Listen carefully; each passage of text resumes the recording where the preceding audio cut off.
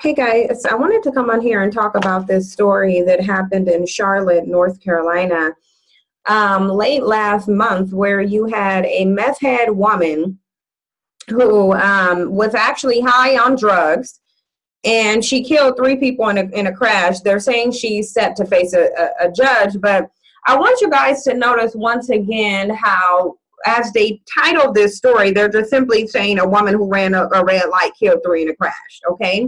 When the reality of it is the details were very different. But of course, because this is a meth head woman, she's not being labeled as such. And they're saying she'll see a judge, but when she sees a judge, she probably won't really get the time that she should be getting, because I suspect that some of her victims were Black, and that's why they're not even showing the victims. And usually in situations like this, if the victims are Black, they will show them, except when it involves a white person, because they simply don't want you to see who that you have this meth head person, because we already, and the thing of it is we can say she was either meth or opioids or whatever. They found a bunch of drug paraphernalia on her, and they said she was high at the time, because she got charged with driving while intoxicated. And so when you hear the details of a crash, you have this nasty looking meth head who set up here and killed 3 people in a crash, okay? Now, I want to get to this video really quickly, and then I'm going to come back with some additional commentary, because I do want you guys to see the details of this. New at 5 o'clock, we are hearing from the family of a couple that was killed in a crash in South Charlotte over the weekend. Police say Amber Frazier ran a red light on West Woodlawn Road yesterday and crashed into 2 cars. She's being charged with voluntary manslaughter and reckless driving. A couple in one of those cars, Sylvia and Sammy Long, were killed. They were both 67 years old. Just got a photo of them together. Here it is. We spoke with their daughters today. They say they were high school sweethearts who were married more than 40 years ago. They were just awesome people. And I'm not just saying that because they're my parents, but they were awesome people. And they will definitely be missed. That is a void that will go unfilled. And if anybody knows who Sylvia and Sylvia Long is, there's nothing bad they could ever say. It's heartbreaking. The driver of one of the other cars seriously hurt. At last check, Frazier had still not been released from the hospital to the jail. Most of today as police investigated a deadly crash there. First responders had to be on scene at South Tryon and Billy Graham Parkway since around 7:45 this morning. 2 people were killed, 3 others seriously injured. One witness who tried to get people out of the cars to safety told Eyewitness News reporter Deshaun Brown he felt helpless. Right behind me, this intersection has finally reopened, but that's after it had been shut down for at least 5 hours. In that time, I also spoke with the man who witnessed this crash, and he said the scene was just as tragic as it was traumatic. The impact from this crash was scattered everywhere. Cars mangled, crushed, charred, lives lost, others changed. Really, I don't even know how I'm feeling right now. Titarius Dunbar said he was crossing the street in southwest Charlotte when he witnessed this. The crash happened around 7:40 this morning. Hours later, he was still shaken. I feel bad for everybody. It's early Sunday morning. People want to wake up, go to church. It's supposed to be a peaceful, good day. And this happened. Investigators said there were 3 cars involved. 2 of them flipped, and at least 1 of them caught on fire. Among the injured, 3 people were seriously hurt. 2 more died. I ran to everybody's car to make sure they're all right, but there was nothing I can do. I didn't even see the woman. I didn't even know there was a lady in the van with them. But they say they rushed to the hospital. Investigators worked for hours trying to reconstruct the scene to get a better sense of how this happened. In the meantime, one of Charlotte's busier intersections came to a stop, and multiple lives an end.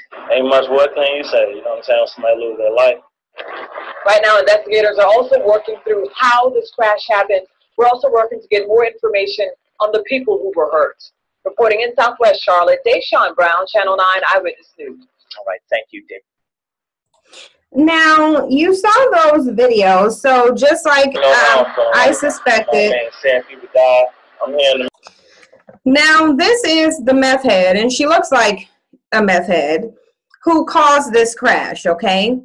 But I want to go over some of the details of it, okay? Because look, they're sitting here putting out these news articles saying a woman who ran a red light, right? This says the driver of the van, Amber Fraser, has been charged with 3 counts of felony death by vehicle, 3 counts of involuntary manslaughter, felony serious injury by vehicle, driving while impaired, meaning she was impaired, probably high on drugs at the time, but yet they're saying, oh, a woman ran a red light. Well, she probably ran a red light because she was high on meth. So why is that not in the title? Why is it not saying woman that was high on meth or opioids who was driving while impaired, which caused her to run a red light, killed 3 people and injured 2 people? Now, her other charges is reckless driving and possession of drug paraphernalia. Fraser was taken into custody on September 17th after she was released from the hospital. And she still looked like a high meth head. But this is who she is. But of course, they're not going to present it to you the way that it is, because they already know that, first of all, just by virtue of them having an opioid and drug epidemic, these white people should be in prison. Because again, remember when they willingly put drugs in the black community, they were demonized, they were put in prison, they were said to be super predators. Yet you have a situation here where you have, as a result of the opioid epidemics, other people being affected. Yet rather than putting these criminals in jail who are choosing to go out there and do drugs because they're criminals and they can't abide by any law, not even simple ones, and they're over here building safe houses for them to be in them and comfortably do their drugs.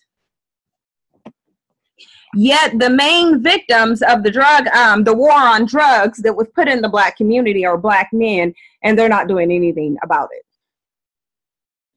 It says 3 people are dead following an accident involving 3 cars at an intersection of South Tryon Street and Woodlawn Road in Charlotte on September 2nd. Now the driver accused of causing the accident is behind bars. Now, I've already told you guys I've been to Charlotte a couple times. I've been to Charlotte with my best friend a couple times as well. And so I've been to that area. I'm a little bit familiar with what they're talking about. That is a very busy area.